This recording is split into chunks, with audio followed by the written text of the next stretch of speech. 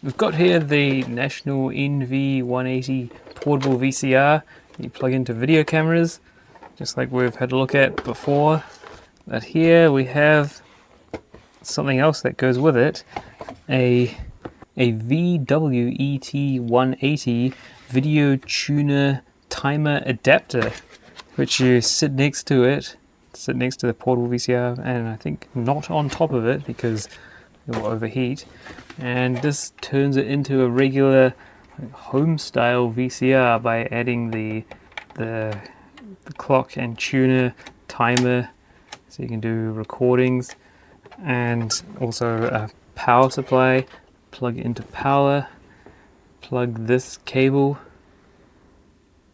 which has some power and control signals and an RF connection into the back of the VCR, portable VCR. That opens up and you connect that onto it. Now this becomes normal VCR, nice and compact. Pretty sure you're not allowed to do that, even though that seems like a good idea, because that is a flat bottom and it's going to block these vents, and these things run pretty hot. It's got the power supplies in it, and it's probably why a lot of these don't work anymore. Got 3 of them here, so we can poke them about and see if any of them will still turn on. So it's normal VCR stuff. There's the standby power switch, channel selection, one touch time recording or standby function, TV VTR selection, the infrared remote, which is lost somewhere. Then in this little door, setting the clock, programming, and then the buttons to do that. Time record on and off. And then in the top we have the tuner controls. So you put it on the channel, press start, and then you do searching on what band, and then you memorize it. And there's also a test signal on off switch there. In the back there is the RF in and out. That's it. For some reason they give you the pin out of the connector, which is nice. And that's it. It says 33 watts. So that's for PAL systems. I've got others here. NTSC regions I don't have a national Panasonic branded one, but I've got what is the equivalent. I thought I did, but yeah, so this one is branded Sylvania, but it's the same thing. It's got is it the same thing? Where are the rest of the controls? Oh, they're up here. Yeah, so channel selection, power, timer, one touch recording, charging indicator, infrared remote receiver, and then in the top there it's got the clock programming, all that business there where the display is bright or dim, some stuff for cable TV, and the tuning memory thing. I'm not really sure, does that just have fixed channels, or is there a way of tuning that? Oh, it must be, don't know, not sure about that. But it has the same plug on it. It's just that in the center there, that's a different type of plug because it's the F connector, not the Belling-Lee type connector. I think that goes with this VCR, which is like an NV180, but this is a stereo version with hi-fi audio. So it's got that extra lump on it. Well, I don't think we've covered one of those before on here, so we'll get into that at some point. But yeah, F connector there. So that's interesting. But again, there's another type that you can get, NTSC regions, which is perhaps better than this type of situation. Let's take a look at it. That's another thing we'll cover in a separate video. Look at this Panasonic OmniVision, and so this is the combined VCR and tuner timer unit, but they are on top of each other, and it's conveniently thin.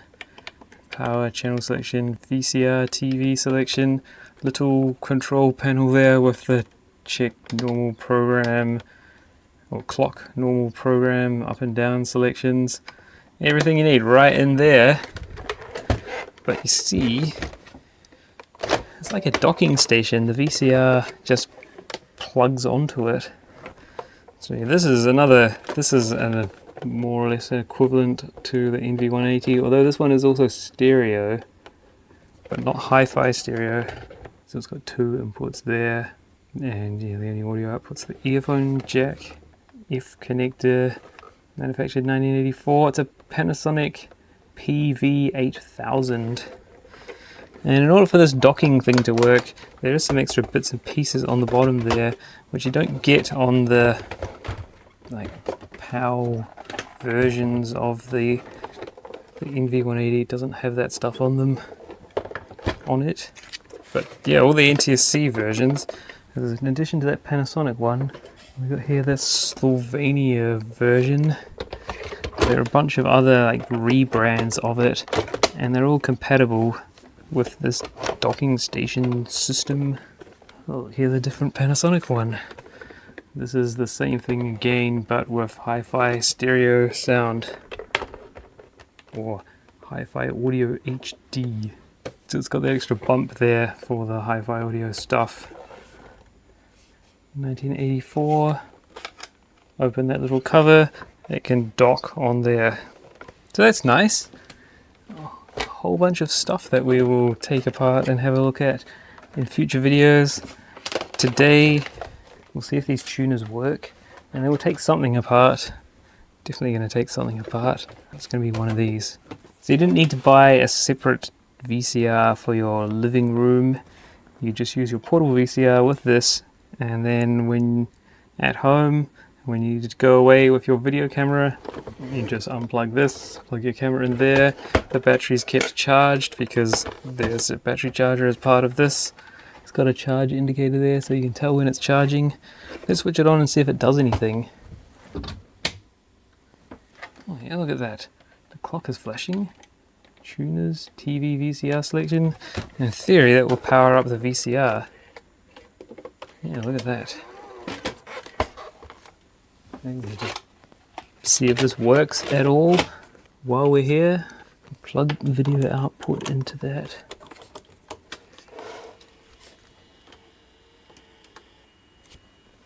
Of course it's going to work. It's going to be perfect. Look at that. It's an NV-180. Of course it works. Got good slow motion. Perfect slow motion. Amazing. Good fine still image. Oh, when it's paused, the slow button does a still advance.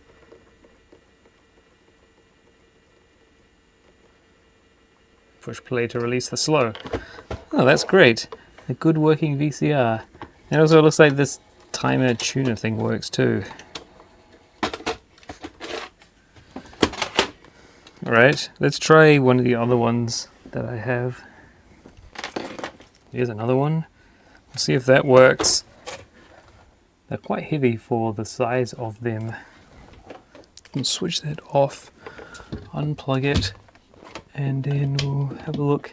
And then we'll see if this one has got anything to offer.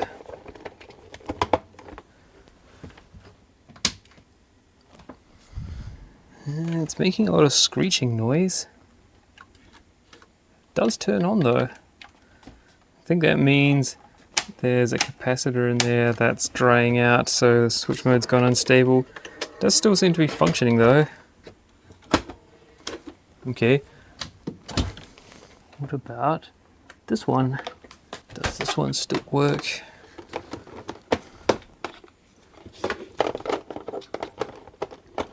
There's another one where the power cords are going really sticky and gross on them. Nope. Oh yes, it just took a little while. And so all these work fine. Okay. Powers up the VCR. It didn't. Didn't power up the VCR. Did connect it. Okay, so this one does actually have a fault. It's not screeching, but it does have some kind of a problem. Right then, perhaps we'll take that one apart. Have a look inside, and then we'll take apart the NTSC version of this tuner and then see whether... Let's get rid of all this extra stuff that's here. Alright, let's have a go in this. I think it's just 2 screws again. Take the cover off. This is one I have used in the past and it was in good order. I know that because I glued these extra tall feet onto the bottom of it to lift it up a bit, because it gets hot and there was barely any airflow. So yeah, super glued these little thingies on it. Guess they've fallen off now. Not really sure why I snapped them off, but anyway, I just wanted to see how hard they were, how well they were attached. I'm pretty sure that this one originally had that noisy hissing problem and I replaced the capacitor in it to get it working again. Let's see if we can work out where or what. So the tuner we looked in last time, the one that goes with the NV100, that also had some kind of switch mode power supply in it, and I'm guessing that's what's under the cover in this one. Let's have a look. It's like screened off so it doesn't interfere with other things. It says there disconnect connector P6702 when replacing parts on timer circuit board. Oh, look at that. Guess that's some kind of buck converter thing. That's interesting. There are devices. That looks like a heatsink, but there's things just sort of leaning against it, not attached. I guess those are the things that are actually attached to it. Okay. Oh yeah, there is the service manual. It has its own service manual. Let's take a look at that. It's got this special green paper on the first page. Specifications, power color signal, 625 lines, 50 fields, a 14-day 8 programming timer with 1 hour battery backup system. It says by implementing a large number of the latest technological developments from a wide range of diverse fields, National succeeded in making a new portable NV180 a standard in terms of lightweight, and together with the tuner timer VW-ET180 for program recording. Weird sentence. The service manual contains all the information you need to make it good. The features.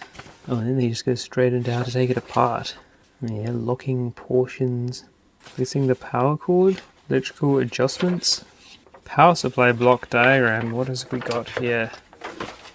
Oh, was any of that in frame? Probably not. Okay.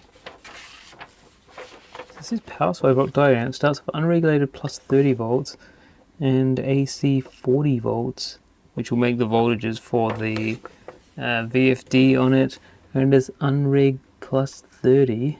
Some kind of switching device. Switch mode power supply.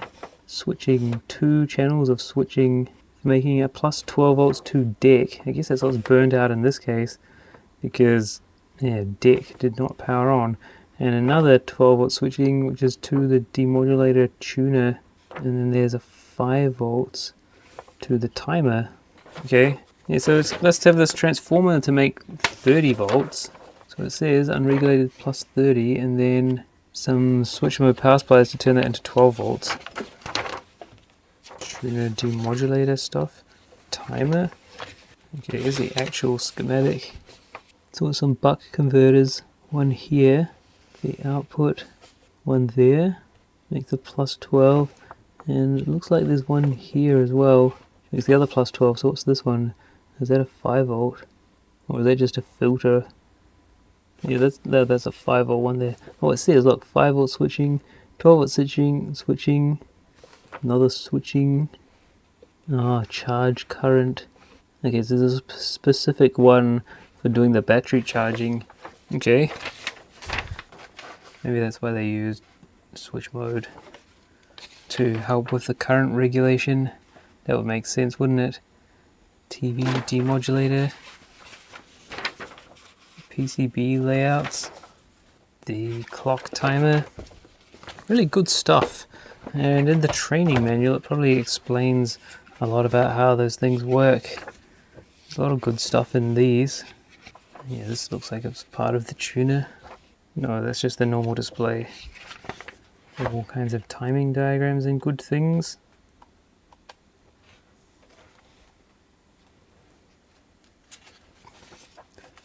Tuner circuit.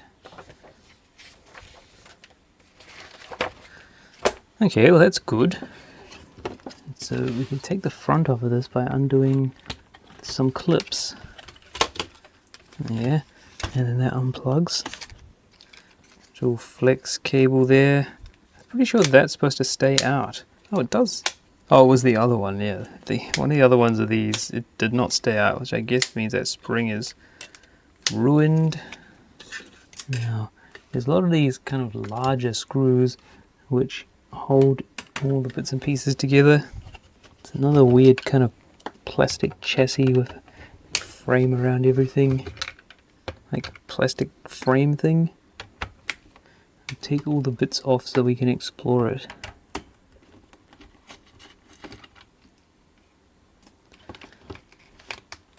This is even though that just looks like a little control panel, it's got quite a bit of stuff going on it.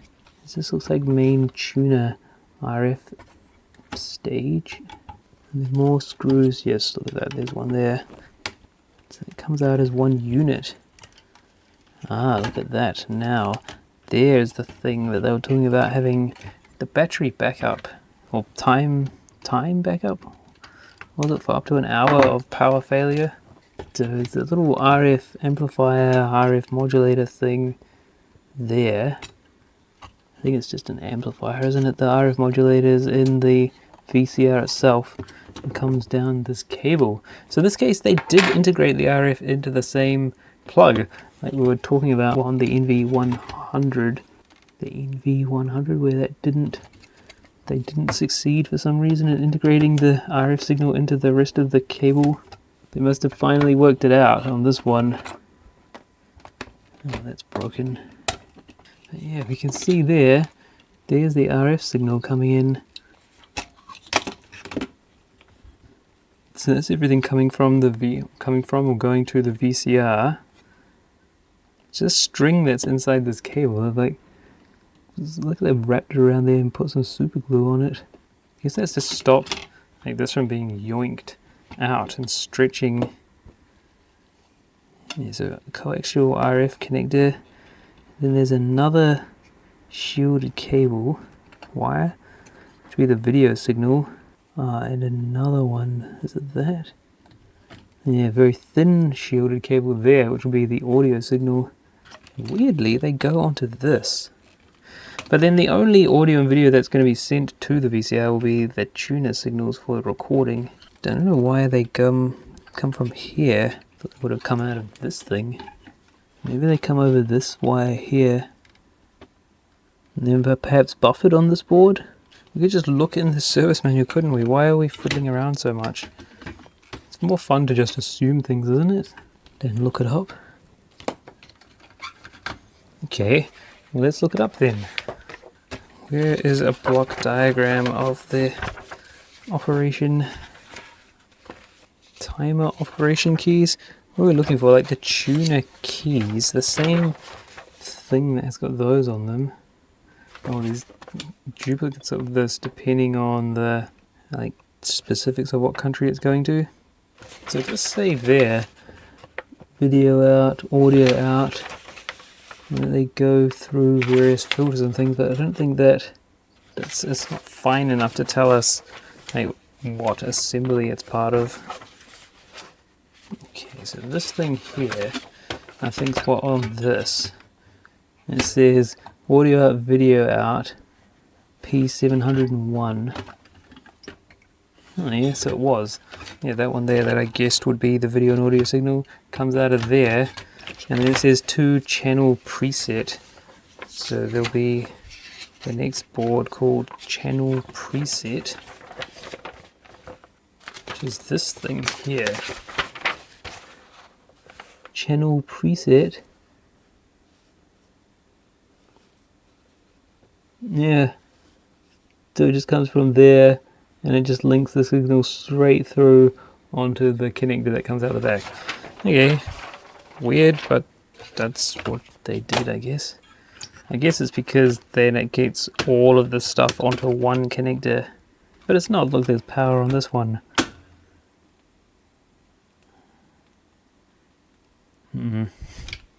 Alright. Oh well.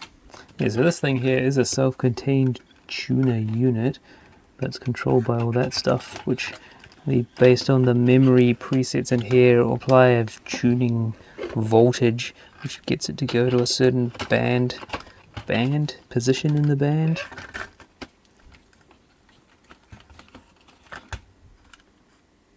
Oh, is that screw just rattling around in there? I didn't think I dropped any, did I? Dunno. But look, there's shielding on the bottom of this as well. I guess because there's all kinds of microcontroller business going on that bottom board there. Upside down PCB on the bottom. Maybe what we should do before we take this apart too far is we'll just take a little moment to look inside that, what was it, Sylvania branded one? Oh, we didn't even plug that in to see if that works. We should do that just quickly, just for fun. I'll plug it into this Panasonic one because the Sylvania VCR that we looked at, it's got a packet of bits and pieces visible through the top, so that might not be in very good shape, and we should investigate that another time. Let's just see if this powers up just for the lols. Look at that. Turns on, channels, TV VCR. This looks like it's got one of those backwards VFDs maybe? No, it's normal. What's a backwards one? No, it's one where the phosphors are really close to the front. Should we try running this? Might as well.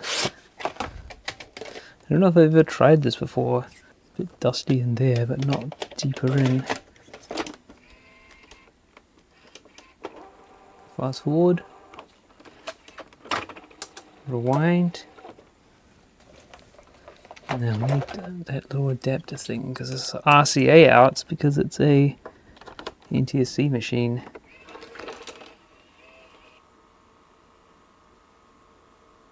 Oh wow, look at that, it works.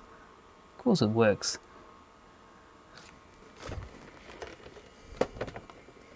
Good working machine. Normal or thin tape. Speed, super long play, short play.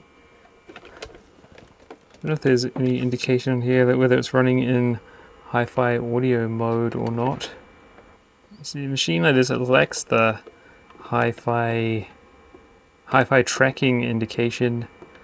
As far as I know, I don't think there's a way of doing that. Interesting, it runs though.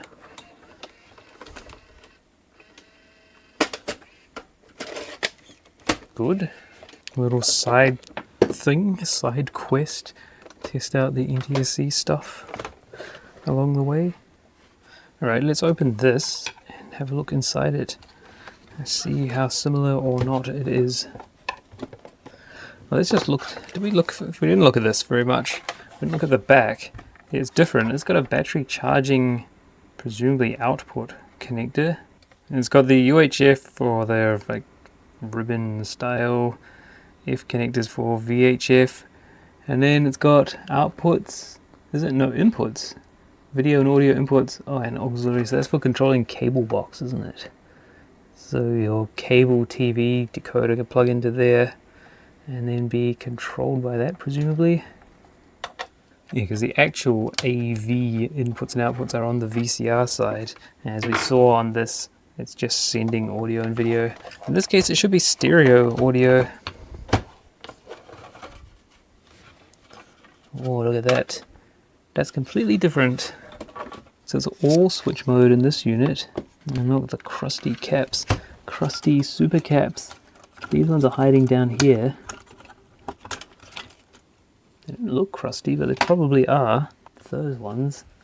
You can see all the juices coming out of the legs. So this is pretty different. Pretty different? Quite different. Because it's got an actual double-sided board there. Looks like it's a proper through-hole plated double-sided board.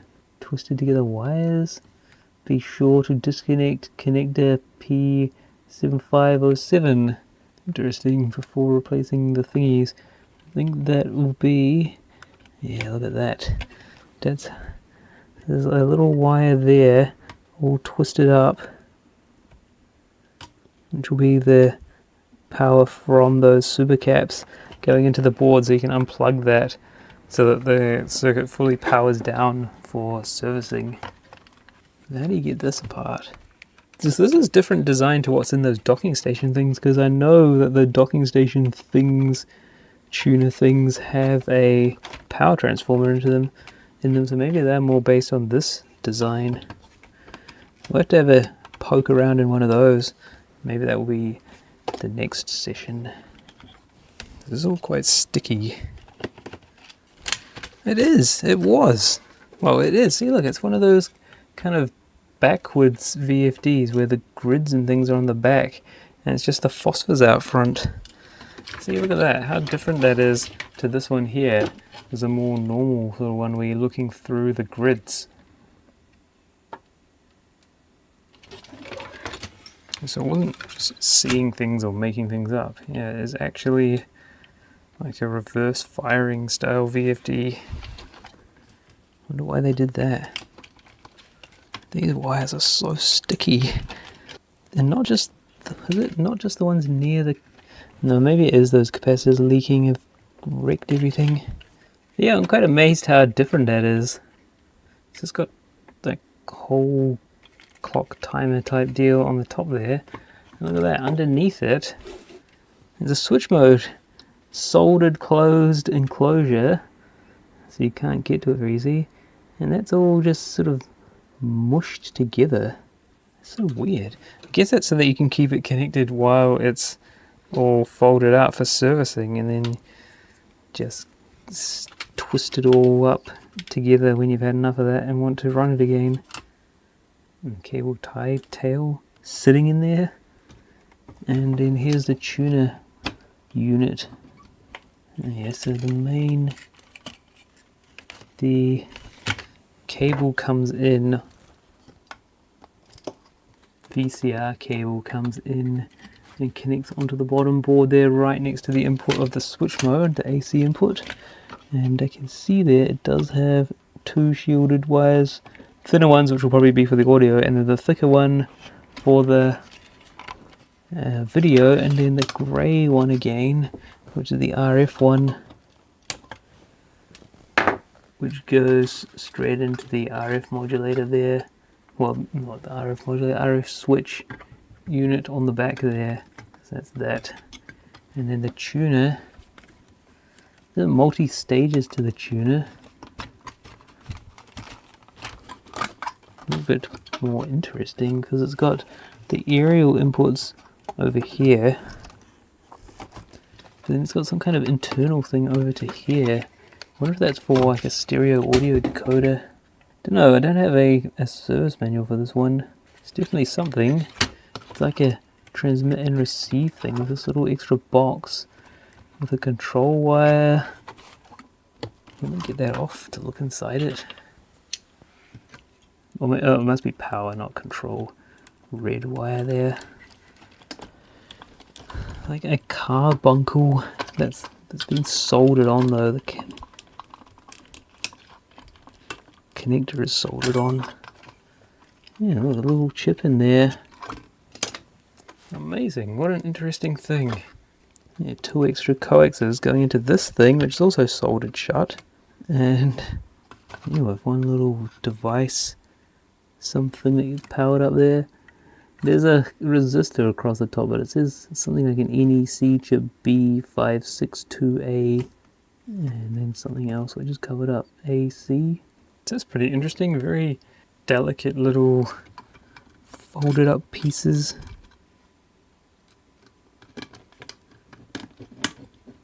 Alright, great. There's a lot of stuff going on in here. Alright, so then next time we've got to look at the docking station type thing, and perhaps we'll take apart one of the VCRs in the same video to get a look at that. Now before we finish off, and I've lost track of which screws go in which machine, and something fell on the ground. That's that guy. So let's carry on with this. We're getting down to the deeper guts. It's a power supply board, that's right. We're going to take the bottom grill thing off so we can see what's in there. Well, I wanted to see, pretty sure I placed a cap in this. Which one was it? And that will be useful for sorting out your own one if you want to get one of these going. Or at least making it quiet down a bit. Can we tell? Yes, we can. Look at that one there. So that cap there, that blue one, C109, it's got a 35 volt 1000 mic in it. Let's just have a look quickly in the power supply schematic. I don't know how I would have determined that's what it was. I don't remember any of this. I just remember I took it apart and replaced a cap at one point.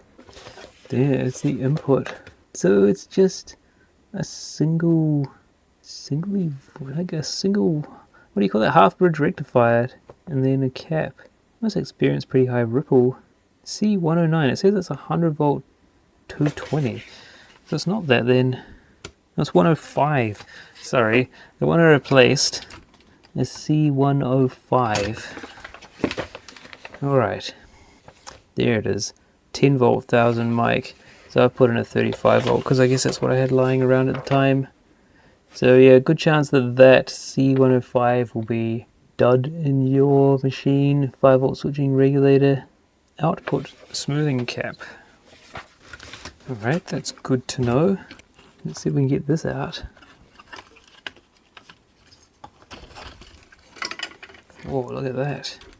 This is possibly about the same circuit as what we saw in the NV100's timer unit. It was on the front. Oh, it's actually right down there. There's two microcontroller thingamybobs.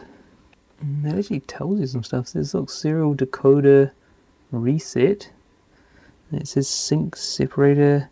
Oh, they're the descriptions of the trim pods, not what the circuit's doing. Timer reset, sync separator. I wonder what kind of sync it's separating. If we get up the bits and pieces from the NV100's tuner, we can see from the bottom of this board it has got the same kind of microcontroller layout there. That guy there, and this one here, which has higher density or closer spaced pins. So that's possibly the same things as those, except because it had all those long wires. There it is. An MN1455BVC. That one's a BVL, but it's otherwise the same. And this other guy over here, an MN1512. It is two. Look at that, MV1512 VTB VTP. So they're possibly just different revisions of the same type of controller, or that indicates that it's got different firmware programmed into it. Like mask programmed microcontrollers, which is quite likely what they are. Big crystal there for it, and that one's got a ceramic resonator thing there. That little blue thing. So are these the same in this? There's an MN1584. No, that's a 1512. So they are different. Man, that front panel board's just... What is this? Look at this, because it's got a clock that has this stuff stipulated on it. Matsushita Kotobuki Electronics Industries Limited. Number of joules 0. Made in Japan. Part numbers. Display circuit reference. Assembly number. Yeah, 0 joules in this. That's sad, isn't it? We're hoping for some joules. Found none. No joules in that. I wonder how many joules this one has. It's not stipulated, I guess, because the regions this is sold, you don't have to state the number of joules in a timekeeping device. Anyway, I think that's us for today. Keep it short and sweet. Looking at timer clock units, which are on their last legs. This one will be retained since that works, but that got a whole bunch of those, so that one might be scrapped. So there you go. Hopefully that was an interesting look at the National Video Tuner Timer Adapter VW-ET180 and its distant cousins from other countries, whatever this model is. The Sylvania VC4517SL01. Similar device, but for different regions, NTSC POW. Stay tuned for next time. First we'll take a look in the docking station version and perhaps crack open that Panasonic OmniVision VHS VCR. This guy, the one with the extra hump on it, which is a Panasonic PV9000. Anyway, stay tuned for that. We'll get into that stuff next time.